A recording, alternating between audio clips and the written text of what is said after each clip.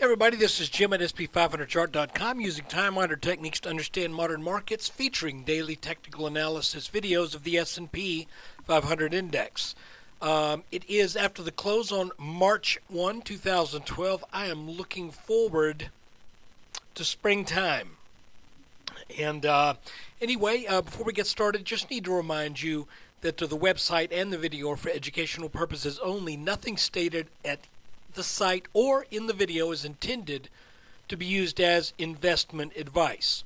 I can draw lines on charts, but you have to do your own due diligence and draw your own conclusions from your own research and make investment decisions that are suitable for your personal financial situation.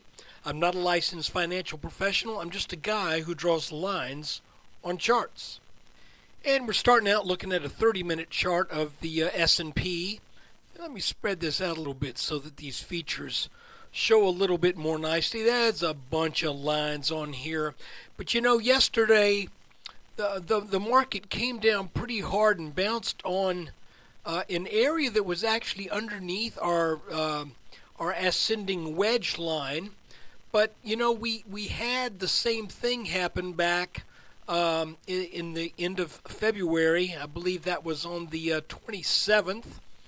And what happened was the markets actually recovered from that low. That was on Monday.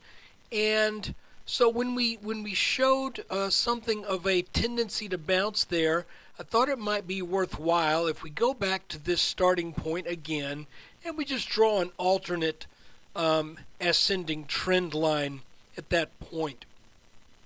And so that left us with a little cluster here of a few support lines that were based upon other small formations that were within a reasonable distance in time from this area. And it appears at this point as if indeed these lines all kind of ganged up and created a bounce. And you can see that after that bounce, the S&P recovered, got back over the top of that more, what's a good way to put it, what looked to be the truest line for the ascending wedge.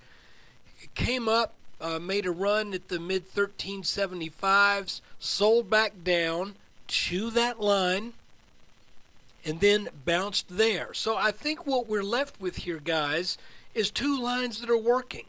This line seems to be kind of the most obvious choice, but there's this other one that seems to pick things up when this one breaks. At least it has the last two times. And the other lines we were looking at again was this line which gave support here on the 27th, here on the 28th, and here on the 29th, here on the end of the day, yesterday as well. And then we also had this little neckline of sorts from the 21st through 23rd. And, you know, I can't tell you why this is happening this way. All I can tell you is make the observation that before I was willing to say that this trend is over, I wanted to see this little cluster of support get taken out, and it didn't happen. So now we're back in this ascending wedge, which, by the way, implies that this rally's days are numbered, and that implication carries with it something of an upper limit. I've mentioned this before, that when you have an ascending wedge, and I'm sticking with this line here, when you have an ascending wedge, you look where the apex is. That apex is usually the limit to that move up. And that apex is up right around 1400. That would also be an area of some psychological resistance maybe. So that seems to make sense. The other thing is Just to remind you, in case you missed yesterday's video, we did tag that minimum expected target from our inverse head and shoulders pattern right here. So we cannot look at this pattern anymore and say we're expecting something to happen because of it, and the reason is because the thing we were expecting already happened. So the target was met. Now anything that the market produces in the way of upside, it's just gravy. So look, that is the analysis for today. And by the way, there's a mystery I want you to help me solve. I've gotten 2 emails from subscribers in the past week, and both of them said, gee, I miss getting the email every day that states that you have posted the latest video. And the first person who sent me the email admitted that they weren't really that tech savvy, so they didn't know what was going on. So I just kind of said, well, I'm not sure what's going on with that either. But I got another email yesterday saying, I miss not getting that email that says you got a new video up. And I'll be honest with you, I don't know where that's coming from.